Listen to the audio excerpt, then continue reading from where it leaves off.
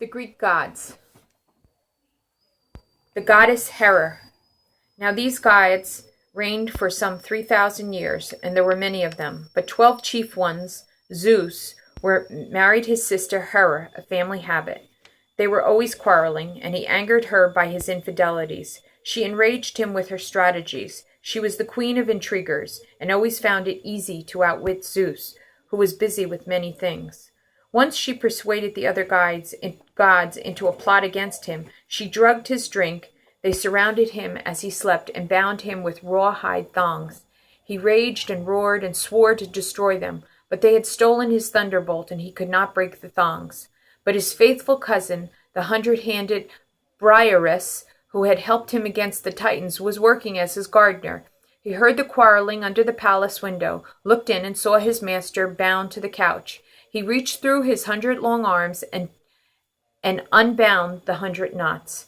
Zeus jumped from the couch and seized his thunderbolt. The terrified plotters fell to their knees, weeping and pleading. He seized Hera and hung her in the sky, binding her with golden chains, and the others did not dare to rescue her, although her voice was like the wind sobbing. But her weeping kept Zeus awake, and in the morning he said he would free her if she swore never to rebel again.